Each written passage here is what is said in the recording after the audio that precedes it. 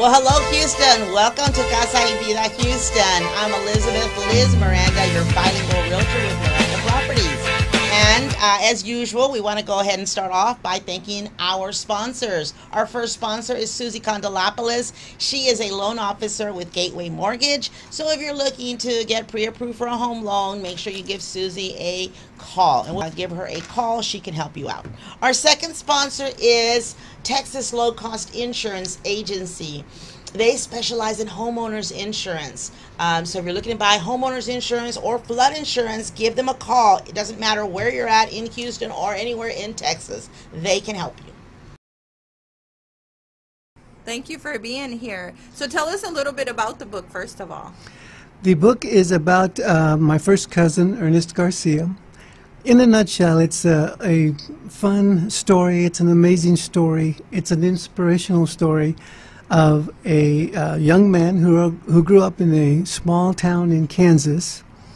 His grandparents were born in the United States, I'm sorry, his grandparents were born in Mexico. His parents were born in the United States. They were farm workers for a decade between the 1930s and 1940s.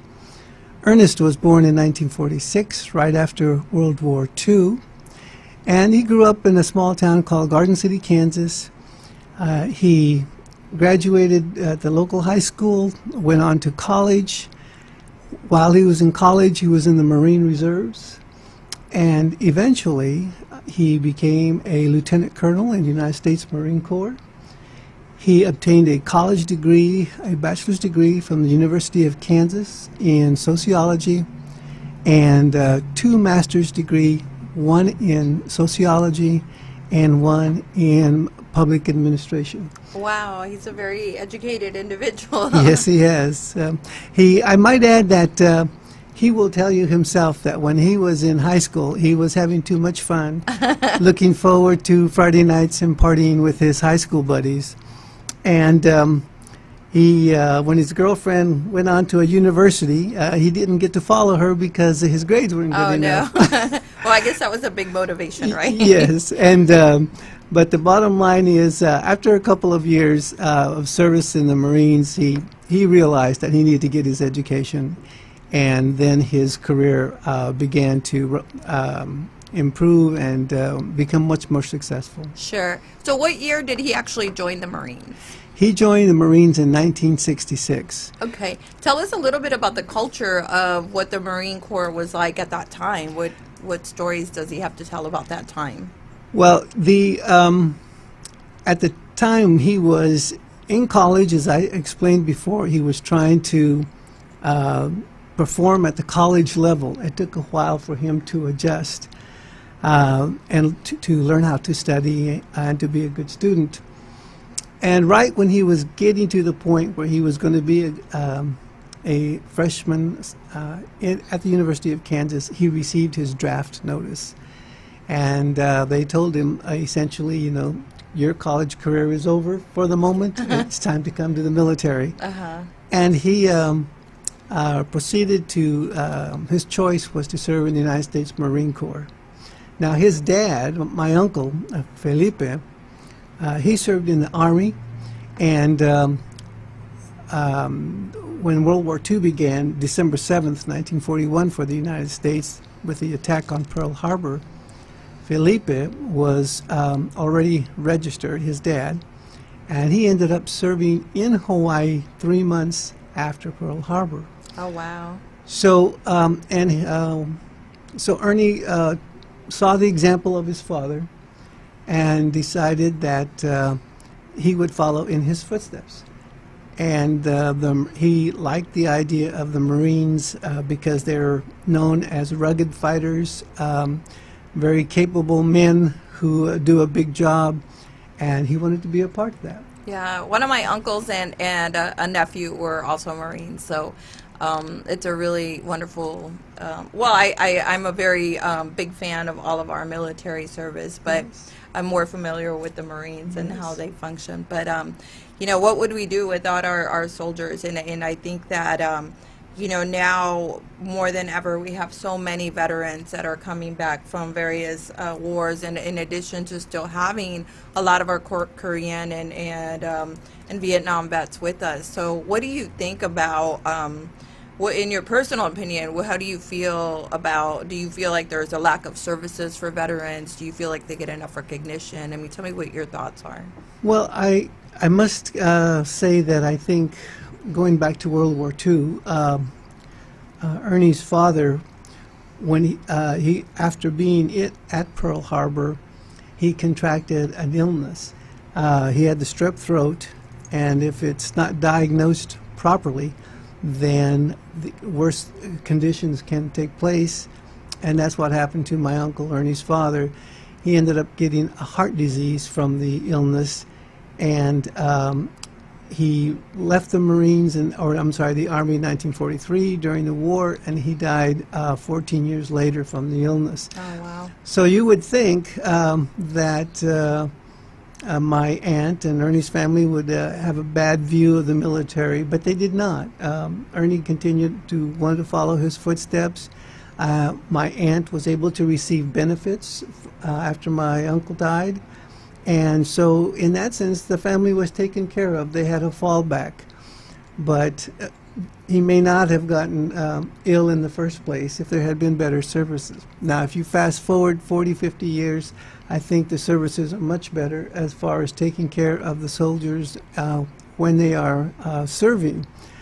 But with the type of wars that the Iraq War and the Gulf War, the type of injuries and suffering that some of the men have done, I believe there can always be more. There can always be more to do for the vets. Sure. Do you think that war is war, and it's horrible regardless of which war we're speaking of? Do you think that it's a little bit more, that we have more, that our veterans are experiencing more trauma or less trauma? I mean, what do you feel about the culture when they return, as opposed now when they come back from wars, as opposed to back then?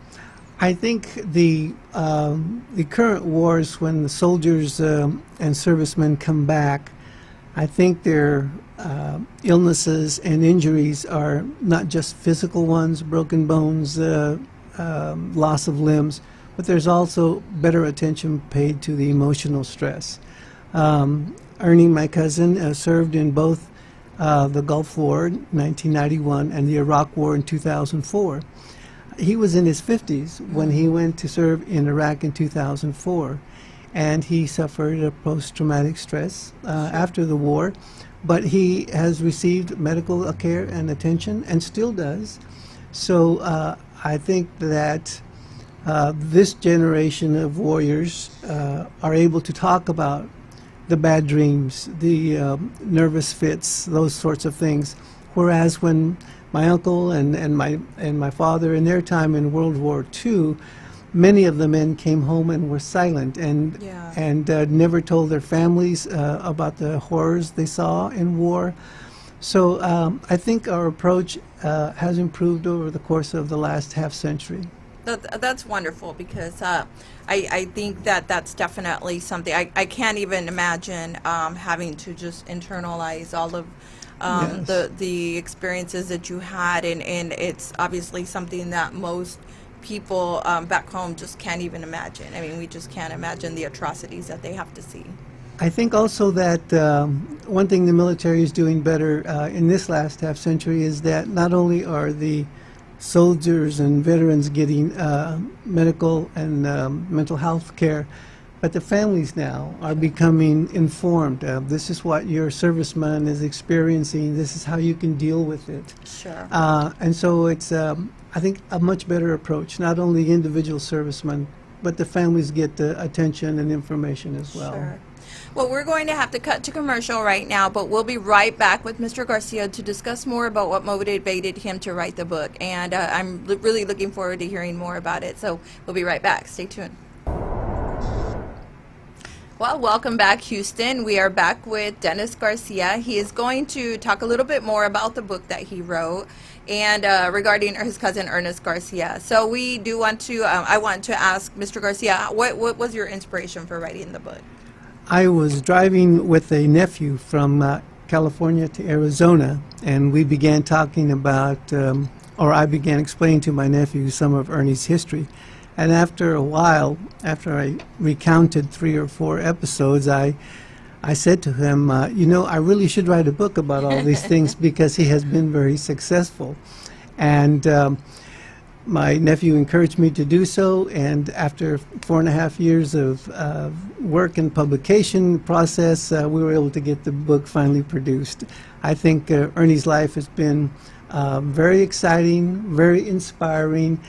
Our family and his life as well has been an affirmation of the American dream. And so for those reasons, I wrote the book.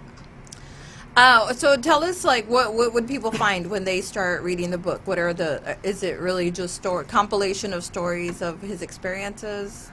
Well, I think I begin the book with 2 chapters on my family history. Okay. My great-grandfather was born in lived and worked on a hacienda in Zacatecas.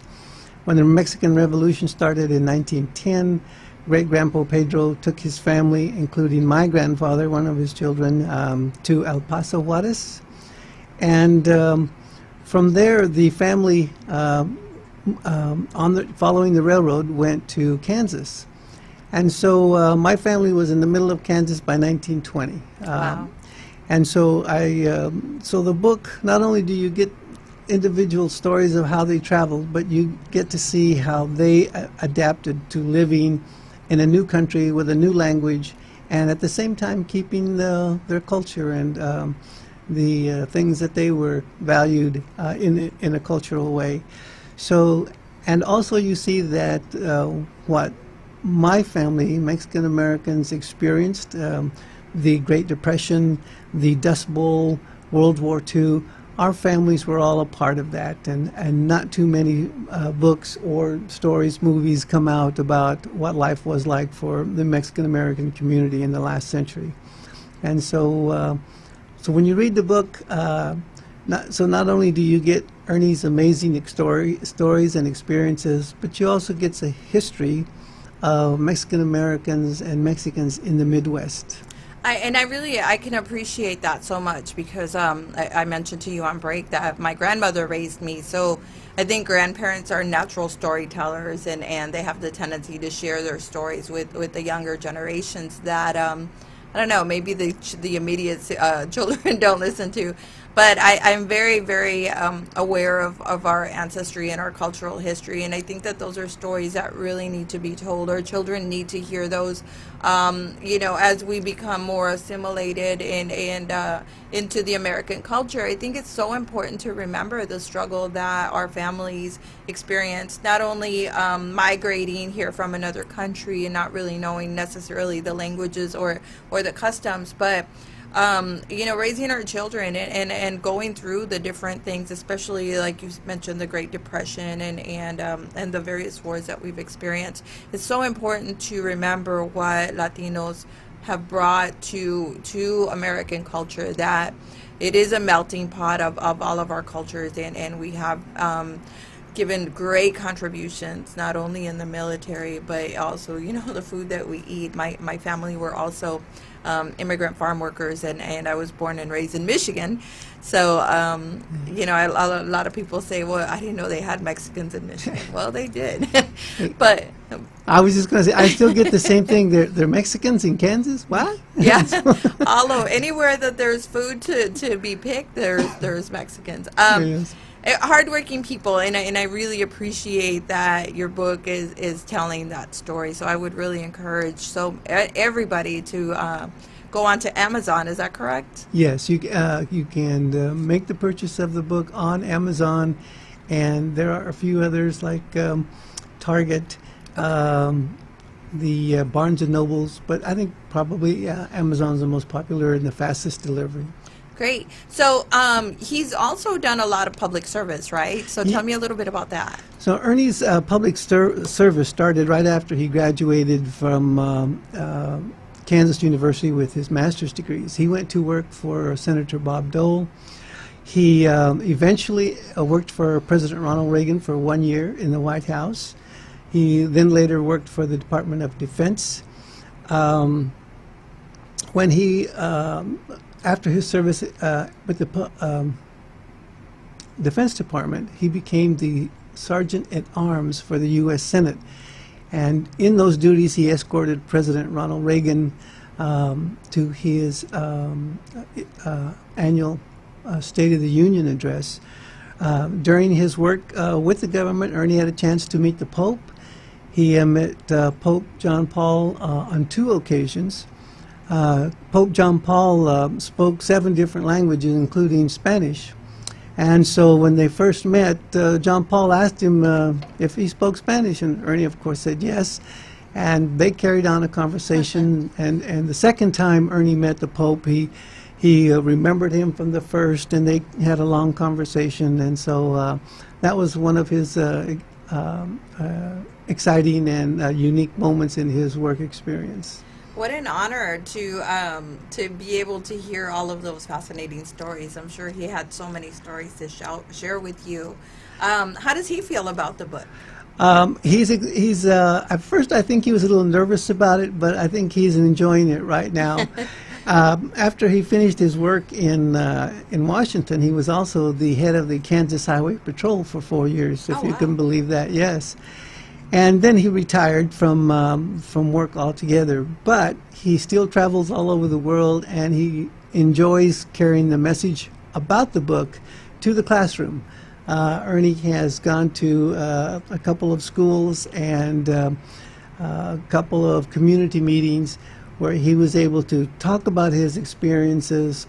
His objective is to inspire the kids to, no matter your background, no matter if you come from a big town like Houston or a small town like Garden City, Kansas, in the middle of the prairie in the Midwest, if you work hard, if you apply yourself and take studying seriously, for the young people, he likes to give them the message, then you can have some of the experiences and success that he has had.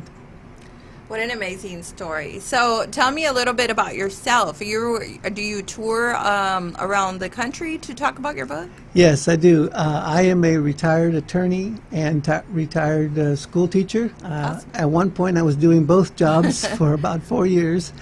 I, too, graduated from the University of Kansas.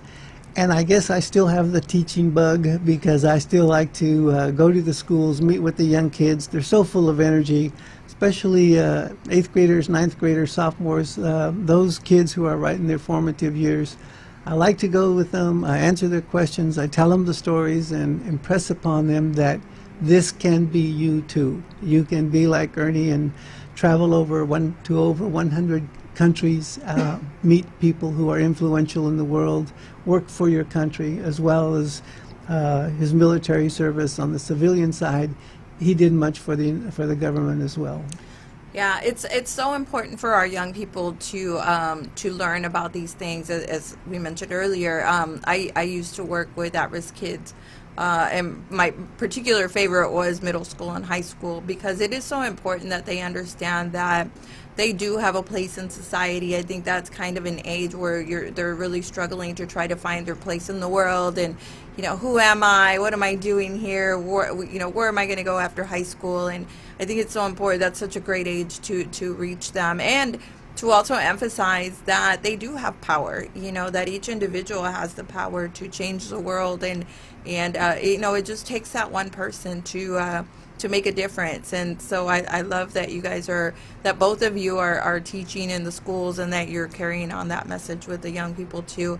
I think that in today's society, there's so many different things that they have to deal with, that it's with social media, you're just bombarded with information. So it's really important that people like yourself are still helping them kind of decipher information and give them some kind of a foundation. There was when my family and other families have come over from Mexico, a lot of the times they lived in smaller communities which were dominated by the white culture and the number of white people in the community.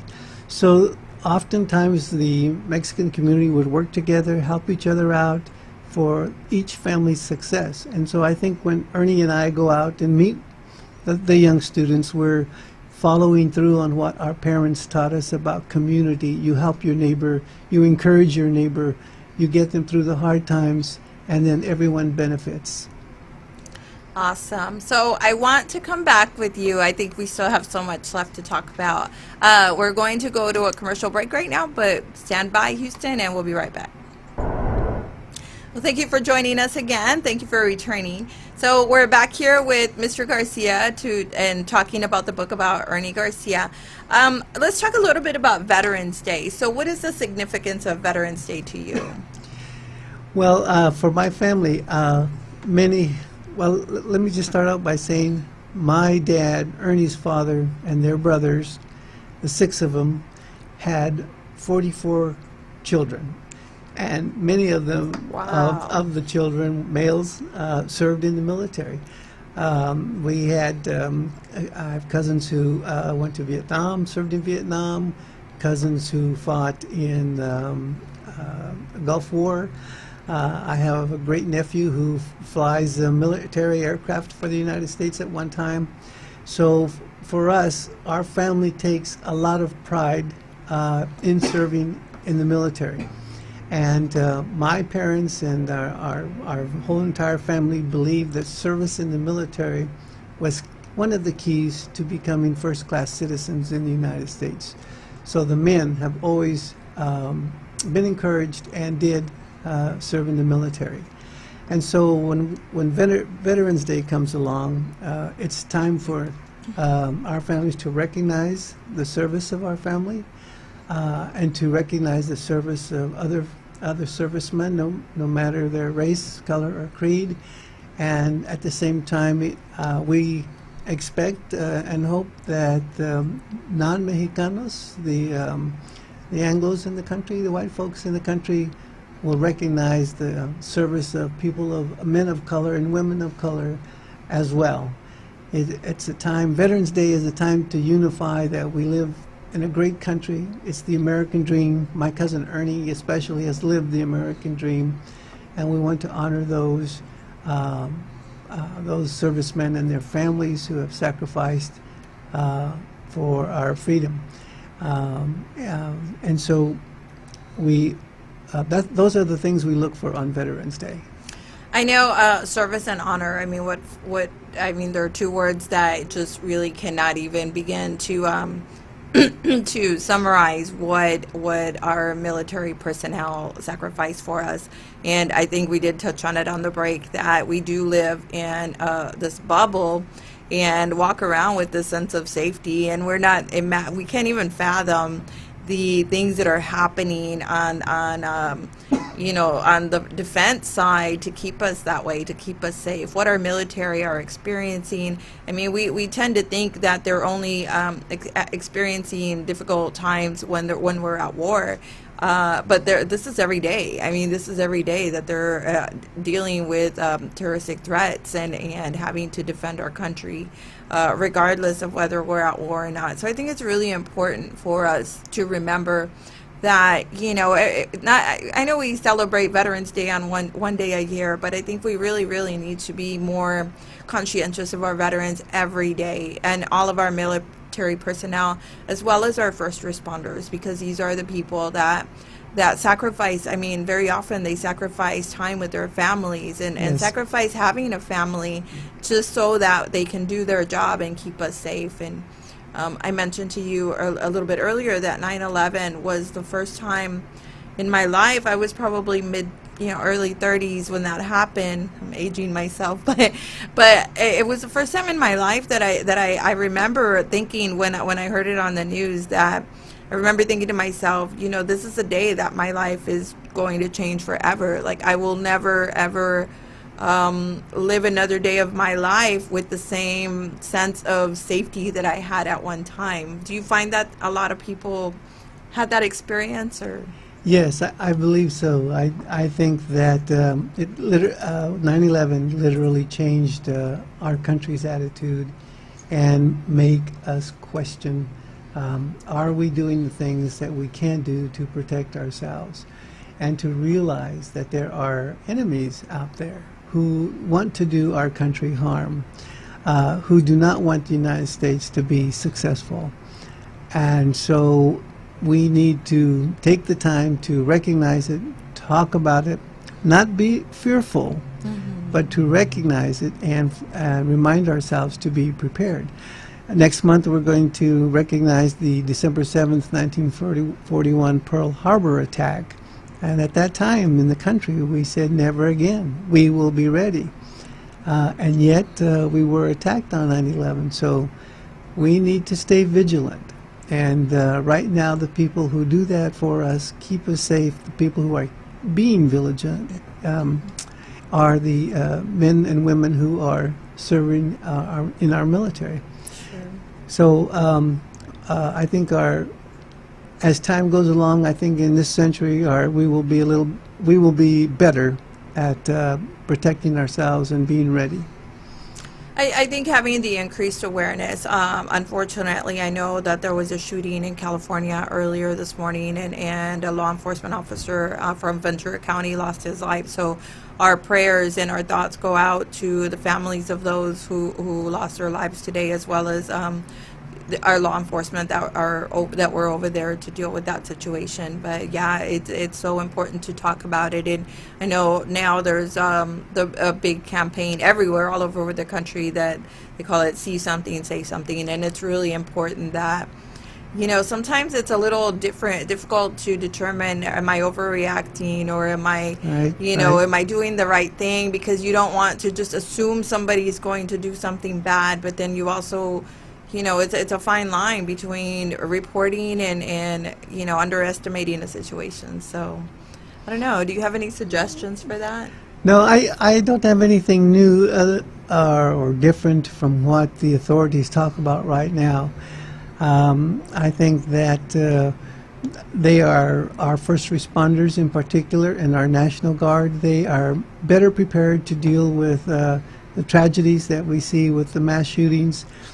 And going beyond the shootings, with the hurricanes that come and cause havoc in our country, I think our first responders and National Guard and the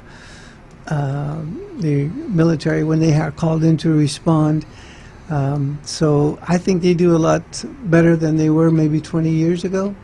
And we just have to keep, as a nation, keep improving and supporting them. Actually, I think sometimes, too, it's better to just, after you report it, stand aside and let the professionals do their work. Absolutely. Now, sometimes we have to step in as civilians and help out because it has to be right away. Yeah. But except for those instances, I think let the pros do their job. Well, we really do live in the best country in the world, and thanks to the Ernest Garcias of the world and all of our military personnel. So I am very, please do hold up the book and show us. Glad to do that. So if you are interested in getting a copy, you can go to Amazon, Target, and where else can you find it? Barnes & Noble's online, Barnes & Noble. Target online, and you'll be able to find it and order it. And Christmas is coming up, so be sure to get one for each of your families. I think it would be a wonderful book to share with your young people in your family, and share those stories. And if you have your own stories, be sure to share them with your children, because it's so important. I'll never forget when I was little, my grandmother, as I said, raised me, and she came from Mexico, and so we had a lot of cultural art, and we spoke Spanish at home, and even though we settled in Michigan, we still maintained a lot of the Mexican food, obviously, food and the language and the culture. But I remember somebody asked me, what are you? And I said, I'm Mexican, and I didn't know. I think I was like 6 or 7. Now, I'll never forget my grandfather, who I mentioned was a Korean veteran. He said, first, you're an American. And I'll never forget that, because I think it really impacted my life to this day. That made me, at the time I couldn't really understand, I was a child, but I think it made me proud of the country. So it gives me so much pride of the country that I live in now. And it doesn't mean that I forget where my family came from. It doesn't mean that I've forgotten my ancestry or my culture. I mean, I am very, very proud of my Mexican heritage.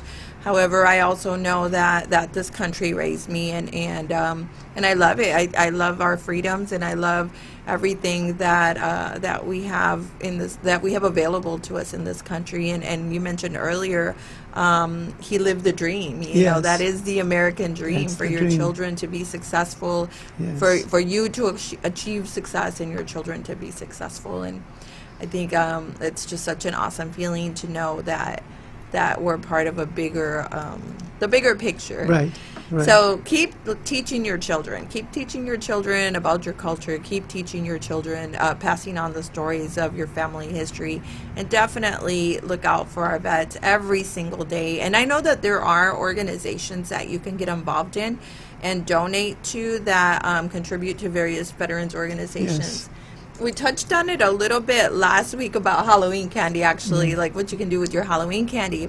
And it was giving it to an organization, and they would send it over to some vets.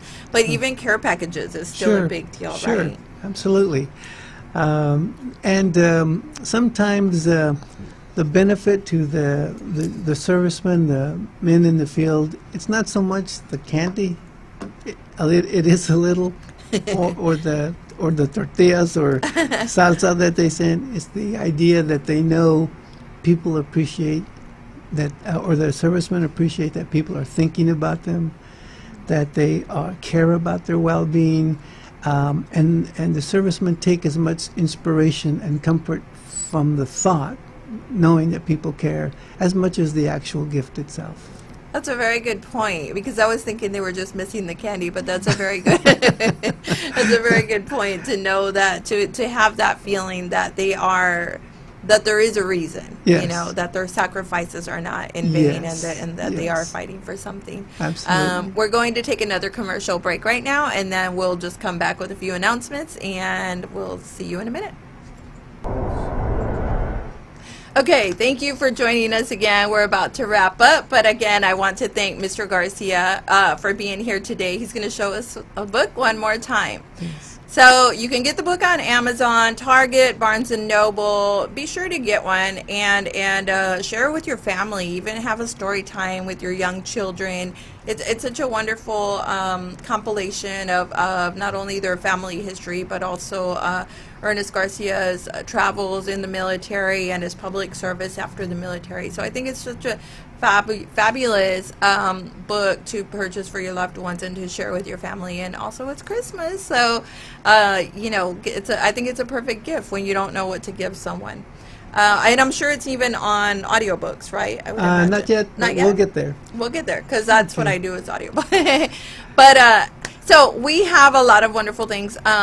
We've been celebrating Dia de los Muertos. I actually went to go see Calavera con Calavera last weekend, and it was such a good play. So they've already wrapped up for the year. It was about Dia de los Muertos, and they had the show running at Talento Bilingual for 4 days.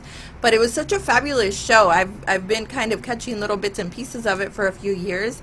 This was the first year that I've actually watched it from front to finish, and it was a tear-jerker, and it was a suspense play. You cannot even imagine. I had no expectation of it. It was kind of a fun play throughout the entire show, and then towards the end, something happened. It just totally twisted my reality, and so I recommend that you put it in your calendars for next year. Eddie Gonzalez and Domingo, gosh, I can't remember Domingo's last name off the top of my head, but they do have a Facebook page, and you can look them up. Put it in your calendars for next year. It was a fabulous, fabulous play, and all of the characters did such a wonderful job. Coming up on Tuesday, is it Tuesday that's Veteran? The 11th. I know it's November the 11th. We're celebrating Veterans Day. Think of it. You know, if you see any of your veterans, take them out for a meal. Thank you. Take them out for a meal. You know, have a cup of coffee with them. Learn about them. Share their stories. Hear their stories. They have so much to offer and so much to give, and you know, just because they're home and doesn't mean that their journey's over. So we need to learn from the past, and we need to hear from our vets. So November the 10th, we have Cultura Art and Music Festival, and it is taking place at Continental Club, Main Street, Houston. November 11th, we have Second Sunday Market, which is in the East End at 4009 Polk Street. So you can look these up all on our Facebook page. We also have November 15th, NAREP is having a seminar from 11:30 to 1. And November 16th, Pepe Aguilar, oh my gosh, she's going to be at Toyota Center. I'm going to have to get tickets if I still can. That's the music that we all grew up with, right? December 7th and 8th, Buena Conmigo, Loteria Exhibition and Game Night. That is at Hardy and Nance Studios. So again, you can look all these events up in your Facebook page. Thank you everybody who went out to vote. Latinos, the last numbers that I saw, the Latino vote jumped up 245%. So that is amazing. To all of our political people that are out there running for office, that's just a sign for you to make sure you do your outreach, because I think that whole inaccurate statement that Hispanics don't vote is a thing of the past. So make sure that you do get out there and you reach out to our Hispanic communities. And I am very proud to be involved in the political process. So I'm so thankful that, you know, everybody doesn't get everything that they want, but I am so thankful that people did exercise their voice and went out there and did their patriotic duty, which, by the way, as far as I'm concerned, is why our military is out there. They're serving and keeping us safe so that we have the freedoms to do what we need to do, and that includes voting. So thank you, everybody that went out there to vote. And if you were too young this time, make sure you get registered, because we have another local election coming up. Actually, our presidential elections, right? Coming up for 2020. So pretty soon, we're going to take a break for the holidays, and then I think probably right after inaugurations happen in January, we're going to hit the ground running, and we're going to start seeing our local candidates and start seeing more about the presidential race. So thank you for joining us. We will be here again next week on Thursday from 1 to 2. And thanks again. Have a wonderful week and enjoy your weekend. Spend a lot of time with your kids and be blessed. Thanks.